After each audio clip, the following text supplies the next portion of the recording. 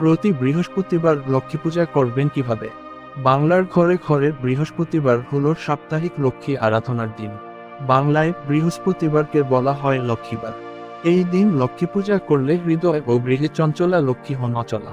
কিন্তু আজকের কর্মব্যস্ত জীবনে শুদ্ধ আচারে অথচ সহজে লক্ষ্মী পূজা করবেন কিভাবে? ফর্দ, বৃহস্পতিবারের লক্ষ্মী পূজার উপকরণ অতীব সামান্য। যেগুলি লাগে সেগুলি হলো সিঁদুর, ঘট একটি, ধান সামান্য, মাটি সামান্য, আমপল্লব একটি, ফুল একটি, দুর্বা সামান্য, তুলসী পাতা 2টি, ফুল, কাঁঠালি কলা বা হরিৎকে একটি, চন্দন, ধূপ, দীপ, নৈবেদ্য, সামান্য আতপ চাল ও জল।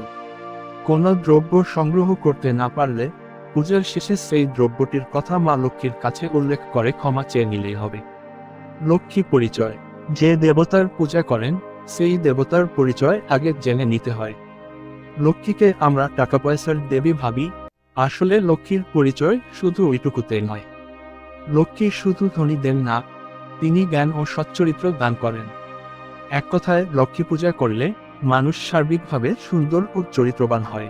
স্বামী প্রমেয়ানন্দ বলেছেন, কেবল টাকাকড়ি ধন নয়, চরিত্রধন মানুষের মহাধন। যার টাকাকড়ি নেই সে যেমন লক্ষ্মীহীন, যার চরিত্রধন নেই সে তেমনই লক্ষ্মী ছাড়া। যারা সাধক তারা লক্ষ্মীর আরাধনা করেন মুক্তিধন লাভের জন্য। লক্ষ্মীর বাহন পেঁচা কেন? কেউ কেউ বলেন এটি বিষ্ণুর বাহন গরুড়ের পরিবর্তিত রূপ। মা লক্ষ্মী আসলে তার স্বামীর বাহনটি ব্যবহার করেন। কিন্তু এই রূপ পেঁচার কেন? লক্ষ্মীর দেওয়া ধন যারা অপব্যবহার করে তাদের কপালে লেখা আছে যমের দণ্ড, এই কথা ঘোষণা করে লক্ষ্মীর বাহন। তাই কথায় বলে, লোভে পাপ, পাপে মৃত্যু। তাছাড়া ধন সম্পত্তি, সে টাকাকড়ি হোক বা সাধনধনী হোক, সদা জাগ্রত অবস্থায় রক্ষা করতে হয়। রাতে সবাই যখন ঘুমায় তখন পেঁচা জেগে থাকে। পেঁচাই সেই ধনসম্পদ পাহারা দেয়। জ্ঞাতব্য নিয়মকানুন। লক্ষ্মী পূজা বৃহস্পতিবার মাত্রেই করা যায়। তার জন্য তিথি নক্ষত্রের বিচার করতে হয় না। তাই যারা প্রবাসী তাদের ভারতীয় বা বাংলাদেশি সময় মিলিয়ে পূজা না করলেও চলবে। যে দেশে যেমন বৃহস্পতিবার পড়বে সেই দেশে তেমনই করবে। তাছাড়া শাস্ত্রে আছে, প্রবাসী নিয়মং নাস্তি। তাই প্রবাসী হলে রবিবার বা সাপ্তাহিক ছুটির দিনেও লক্ষ্মী পূজা করতে পারেন। সেক্ষেত্রে পূজার আগে মায়ের কাছে ক্ষমা চেয়ে বলে নেবেন, মা বৃহস্পতিবার পূজা করতে পারলাম না, আজ পূজা নাও। ভারত বা বাংলাদেশবাসী হলে বৃহস্পতিবারের পূজা বৃহস্পতিবারেই করবেন। লক্ষ্মী পূজায় ঘণ্টা বাজাতে নেই, লক্ষ্মীকে তুলসী পাতা দিতে নেই, কিন্তু লক্ষ্মী পূজার পর একটি ফুল ও 2টি তুলসী পাতা দিয়ে নারায়ণকে পূজা করতে হয়। লক্ষ্মী পূজা সাধারণত সন্ধ্যাবেলা করে, তবে অনেকে সকালেও করে থাকেন। সকালে করলে সকাল 9টার মধ্যে করে নেওয়াই ভালো। পূজার পর ব্রতকথা পাঠ করতে হয়। লক্ষ্মী পূজায় লোহা বা স্টিলের বাসনকোসন ব্যবহার করবেন না। লোহা দিয়ে অলক্ষ্মী পূজা হয়, তাই লোহা দেখলে লক্ষ্মী ত্যাগ করে যান। লক্ষ্মী পূজা প্রতিমা, সরা বা লক্ষ্মীর ঝাঁপিতে হয়ে থাকে। পূর্ববঙ্গীয়রা সাধারণত সরা বা প্রতিমায় লক্ষ্মী পূজা করেন, পশ্চিমবঙ্গীরা লক্ষ্মীর ধানপাত্রে বা ঘটে পূজা করেন। কারো কারো বিশেষ পারিবারিক লক্ষ্মী প্রতীক রয়েছে। যার যা আছে বা যাদের যা নিয়ম তারা তাতেই লক্ষ্মী পূজা করবেন। পূজার পূর্বে পূজাস্থান পরিষ্কার করে নিয়ে ধূপ দ্বীপ জ্বালিয়ে দেবেন। পূজাস্থানে লক্ষ্মীর পা সহ আলপনা আঁকবেন। ঘটের পাশে একটি লক্ষ্মীর পা অবশ্যই আঁকবেন। পূজার সময় অন্যমনস্ক হবেন না বা অন্য লোকের সঙ্গে কথা বলবেন না। মনকে লক্ষ্মীতে স্থির রাখবেন।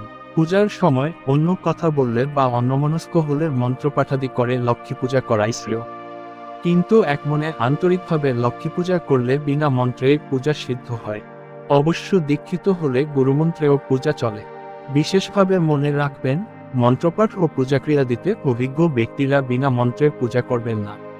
বিনা মন্ত্রে পূজা শুধু শেষ হবে অনভিজ্ঞদের জন্য। পূজা প্রণালী। প্রথমে মাথায় একটু গঙ্গাজল নিয়ে নারায়ণকে স্মরণ করে নিন।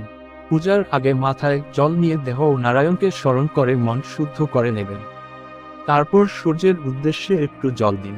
যে কোনো পূজার আগে আমাদের প্রাণশক্তির উৎস সূর্যকে জল দেওয়ার নিয়ম, তাই জল দেওয়ার জন্য ঠাকুরের সিংহাসনে একটি ছোট তামার পাত্র সর্বদা রাখবেন। সূর্যের নাম করে সেই কুশিতে জল নিয়ে সেই তামার পাত্রে দেবেন। তারপর সংসারের সকলের মঙ্গল কামনা করবেন। এরপর একটু গঙ্গাজল আপনার পূজার আসন, পূজার ফুল, নৈবেদ্য ইত্যাদি উপকরণের উপর ছিটিয়ে দেবেন। এইভাবে পূজাদ্রব্যগুলিকে শুদ্ধ করে নিতে হয়। এরপর লক্ষ্মীর সামনে সামান্য ধান ও এক চিমটি মাটি ছড়িয়ে দিয়ে তার উপর জলভরা ঘট স্থাপন করবেন। ঘটের গায়ে সিঁদুর দিয়ে মঙ্গলচিহ্ন এঁকে নিতে ভুলবেন না।